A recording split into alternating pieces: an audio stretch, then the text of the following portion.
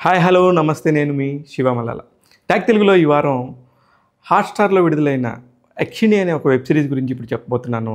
ఎంత బాగుందంటే ఆ సినిమా నేను సినిమా అంటున్నాను చూడండి. ఎందుకంటే అది సినిమా వాళ్ళందరూ కూడా కలిసి పనిచేశారు. ఎంతోమంది సినిమా వాళ్ళు కలిసి నటిస్తే మొన్న ఈ మధ్యనే 'కోటబొమ్మల్లి పిఎస్' అనే ఒక సినిమాతో దర్శకుడిగా సంచలన విజయం సాధించిన దర్శకుడు తేజ మార్ని ఈ వెబ్ సిరీస్‌కి దర్శకత్వం వహించారు.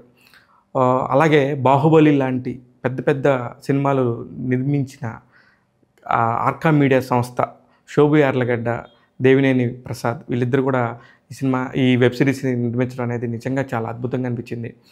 ఈ వెబ్ సిరీస్ 'యక్షిణి' వెబ్ సిరీస్ విషయానికి వస్తే నటీనటుల గురించి ప్రత్యేకంగా చెప్పుకోవాలి. ముఖ్యంగా వేదిక ఎంతో కాలం నుంచి హీరోయిన్‌గా కొనసాగుతున్నా కూడా ఆ అమ్మాయి ఈ వెబ్ సిరీస్‌లో చూపించిన నట గాని, తన గ్లామర్ గాని నిజంగా ఒక యక్షిణిగా ఎంత అందంగా ఉన్నారో చెప్పడానికి వీల్లేదు. అలానే లక్ష్మీ మంచు గారు. అనగనగా ఒక ధీరుడు అంటూ ఒక విలన్‌తోని ఎంట్రీ ఇచ్చిన ఆమె చాలా కాలం తర్వాత మళ్ళీ అలాంటి ఛాయలున్న ఇంకో పాత్ర చేశారు ఆమె గాని. అలాగే అజయ్ గురించి మనం ఎంత చెప్పుకున్నా తక్కువే. ఈ సినిమాలో హీరో కంటే కూడా అజయ్‌కే ఎక్కువ ఇంపార్టెన్స్ అన్నట్టుగా ఉండింది. ఆ పాత్ర పేరు మహాకాల అంటూ ఒక మాంత్రికుడిలాగా ఉండే ఒక పాత్ర అద్భుతంగా నటించాడు. ఇందులో ఇంకొక ఇంపార్టెంట్ క్యారెక్టర్ వచ్చేసి కృష్ణ అనే ఒక క్యారెక్టర్ని చేసింది ఫైట్ మాస్టర్ విజయ్ వాళ్ళ అబ్బాయి. ఆ అబ్బాయి కూడా ఎంతో చక్కగా నటించాడు. వీళ్ళందరూ కూడా ఎంత న్యాచురల్గా ఉన్నారంటే ఆ కథలోనే అంత ఇంపాక్ట్ ఉండింది. మనం పూర్వంలో ఇతిహాసాల గురించి చెప్పుకున్నప్పుడు, రామాయణ మహాభారతాల గురించి మాట్లాడుకుంటున్నప్పుడు కానీ, వీటన్నిటి గురించి మాట్లాడుకుంటున్నప్పుడు యక్షిణి అనే ఒక క్యారెక్టర్ని ప్రత్యేకంగా చెప్పేవాళ్ళు. వీళ్ళందరికీ అధిపతి కుబేరుడు.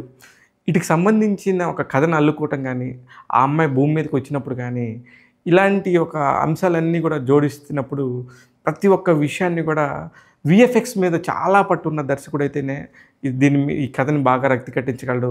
అలాంటి ఒక కథని ఎన్నుకొని ప్రతి ఒక్క దగ్గర కూడా విఎఫ్ఎక్స్ ఈ సినిమా మొత్తం. సినిమా అంటున్నాను. కారణం ఏంటంటే ప్రతి ఒక్కళ్ళు కూడా సినిమా వాళ్ళే నటించారు కాబట్టి. ఈ వెబ్ సిరీస్ స్టార్టింగ్‌లోనే తేజ కాకుమాను ఆర్టిస్టు, అంటే మనకు 'బాహుబలిలో' నటించిన ఆర్టిస్ట్ కానీ, అతనే డైరెక్టర్గా అనేక వెబ్ సిరీస్లు కూడా చేశాడు. అతను కూడా నటించడంతోనే ముందు ఒక క్లియర్గా ఇదేదో పెద్దదే జరగబోతుంది అనే ఒక అంశాన్ని ముందుగా జోడించారు. అది మొదటి ఎపిసోడ్లో వస్తాడు.